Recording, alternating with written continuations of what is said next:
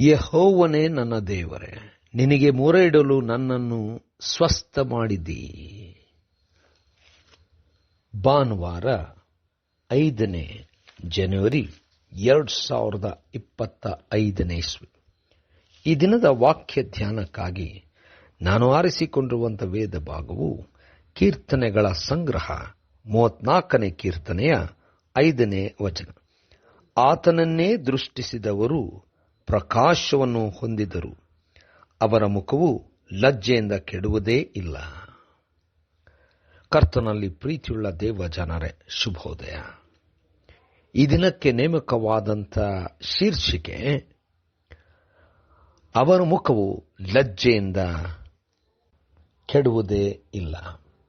ಕರ್ತನಲ್ಲಿ ಪ್ರಿಯರೇ, ದಾವೀದನು ದೇವರ ಅನೇಕ ಕೃಪೆಯನ್ನು, ಆಶೀರ್ವಾದವನ್ನು, ದೇವರ ನಡೆಸುವಿಕೆ, ಪರಾಂಬರಿಕೆಯನ್ನು ಅನುಭವಿಸಿ ದೇವರು ತನಗೆ ಜೀವನದಲ್ಲಿ ಹಲವಾರು ಸವಾಲುಗಳನ್ನು ಎದುರಿಸುವಾಗ ಕೊಟ್ಟಂತ ಜ್ಞಾನಕ್ಕೂ ದೇವರ ಎಲ್ಲ ನಡೆಸುವಿಕೆಗೂ ದಾವೀದನು ಸ್ತೋತ್ರ ಹಾಡುತ್ತಾ ಇದ್ದಾನೆ, ವಂದಿಸುತ್ತಾ ಇದ್ದಾನೆ. ದೇವರು ಮಾಡಿದಂಥ ಉಪಕಾರಗಳೆಲ್ಲವನ್ನು ನೆನೆಸಿಕೊಂಡು ಈ ವಚನದಲ್ಲಿ ಅದ್ಭುತವಾಗಿ ವರ್ಣಿಸುತ್ತಾನೆ.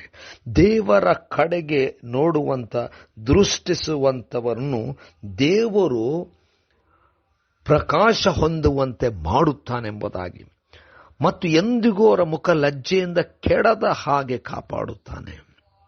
ಕರ್ತನಲ್ಲಿ ಪ್ರಿಯರೇ, ನಾವು ಎಂಥವರಾಗಿದ್ದರೂ, ಎಂಥ ಪರಿಸ್ಥಿತಿಯಲ್ಲಿದ್ದರೂ ನಾವು ದೃಷ್ಟಿಸಿ ನೋಡಬೇಕಾದಂಥದ್ದು ದೇವರನ್ನು ದೃಷ್ಟಿಸುವಾಗ ದೇವರು ನಮ್ಮನ್ನು ಸವಾಲುಗಳನ್ನು ಎದುರಿಸುವಂತೆ ಬಲಪಡಿಸುತ್ತಾನೆ, ಎಲ್ಲವನ್ನು ದಾಟುವಂತೆ ಜೊತೆಯಲ್ಲಿ ಇರುವಂತವನಾಗಿದ್ದಾನೆ.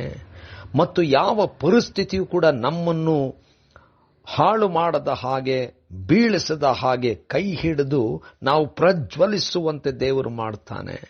ಯಾವ ಕಾರ್ಯವೂ ನಮಗೆ ಲಜ್ಜೆಗೆಡದ ಹಾಗೆ, ನಮ್ಮಲ್ಲಿ ಎಲ್ಲಾ ರೀತಿಯಲ್ಲೂ ಕೂಡ ದೇವರ ಸುರಕ್ಷತೆ ಇರಿಸಿ, ಆಶೀರ್ವಾದದಿಂದ ತುಂಬಿಸಿ ತಲೆ ಎತ್ತಿ ನಿಲ್ಲುವಂತೆ ಮಾಡುವಂತವನಾಗಿದ್ದಾನೆ.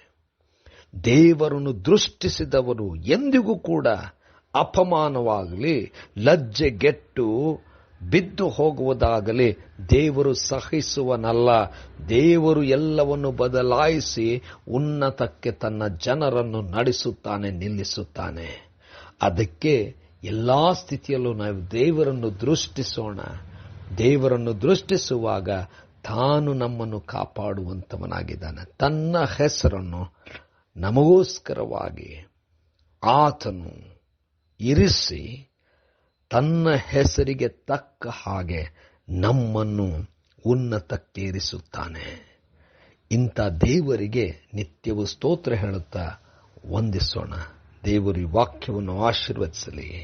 ಕರ್ತನೇ ದಯಾಮಯ ಸ್ವಾಮಿ, ಕೃಪೆಯಿಂದ ನಮ್ಮನ್ನು ನಡೆಸಿದಿ, ಬಲಪಡಿಸಿ ನೀನು ಮಹಿಮೆ ಹೊಂದಿಕೊ. ಯೇಸುವಿನ ನಾಮದಲ್ಲಿ ಪ್ರಾರ್ಥನೆ ಬೇಡಿದ ತಂದೆಯೇ, ಆಮೆನ್.